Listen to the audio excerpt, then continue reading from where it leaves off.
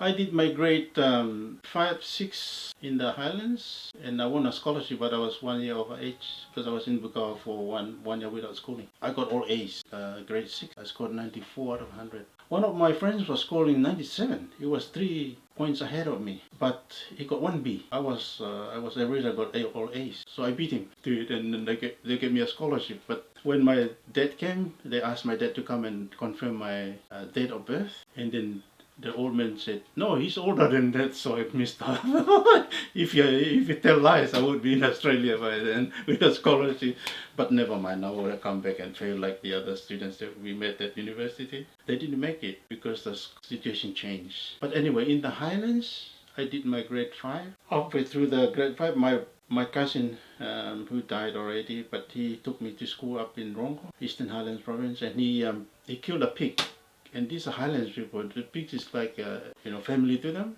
You kill a pig, they kill you. It's life and death situation. And he killed 1 pig, so they had to transfer to another place. And he went to Bena High School, which doesn't have grade 6, grade 5 and 6. So I had to go to Repinka, and I stayed with someone there and did my grade 5, half of grade 5, completed one, and did a grade 6. After the grade 6, I should have gone to Australia, but it was unfortunate. I didn't go, so I went to Asaraka High School, did my Form 1 to Form 4, which is grade 10. But during that period, during the primary school period and the high school period, we walked all over the mountains. I almost died when I went to Mount Michael, which is about some 1,000 kilometers off from the coast. It was cold, but we walked around it, and I think I was about 12 years old. It was really tough for walking for the whole day. No resting. We just walk. It was okay. I was fit, but then when we came back, I ran out of steam. I think I was dehydrated because we didn't have enough water. But lucky they have this pandanus, and they have inside the pandanus there's juice. It's a reddish juice. It's got high content of sugar and some nutrients. So the local guys were feeding me with the kumara, and so we're eating, but I was losing strength. I almost died on the way. And the teachers and other kids from the Highlands, they grew up there. I was from the coast. I don't run on the mountains, so I was struggling. And I was the last guy to make it to our camp in the other primary school. And from there, during that period, I saw different landscape in the mountains. These are like strange landscape, like it's like grassland, small grassland, but growing on this landscape because at high altitude, trees were not growing there. It's too hard to grow trees over there. So the landscape is like forming like waves after waves. So it's unusual landscape that I ever saw in my life. And they're all forming around that Mount Michael. It's rising. You can see it really rising up, but people go around it to get up there. But it was strange because when you come to the border between Chimbu and the Eastern Highlands, you can see this big rock cliff right down there. There was no way you can go across. It's just so deep. I think people just had to go around it to get onto the hazard or go to Goroka before they can get to Chimbu to go across there. But when we went that way, we can see it across, right across there. You can see it's like distance. You can see it's close. I mean, it's close by. But I was asking, what's that? They said, that's Chimbu province. But it's like far, but it's close enough. But if you go by helicopter, then you could see it. But there was no way you can go across there.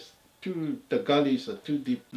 But it's like a big borderline. That's how they divide the provinces up, either through rivers or through those gullies.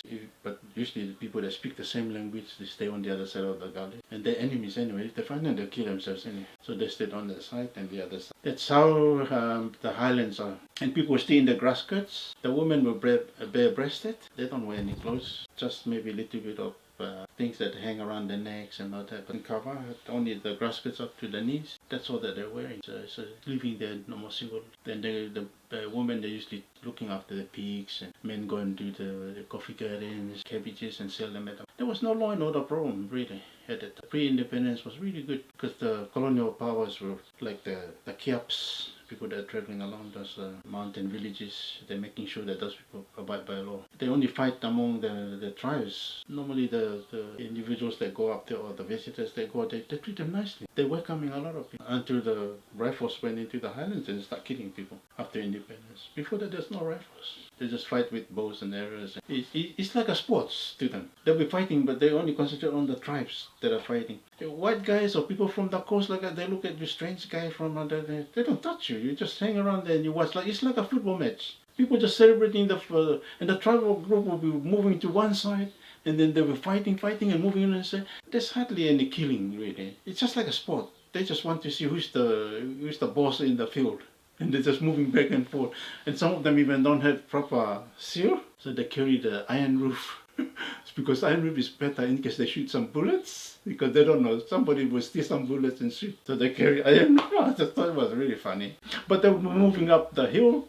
They were attacking the other tribe. And then the were going, and then they take off. Run to the other side, and then somebody will come and dance, and they invite them to come on, I'm the warrior, come and fight me. And then the other guy comes out and said, hey, okay, so they will jump from the other side, chase the other guy, and he runs into the bush on the other side, and his tribe will come back and then chase the other ones. They go back. It's a lot of fun. People have been us, watching. We were watching those type of fights, so it was really interesting. Oh, Highlands.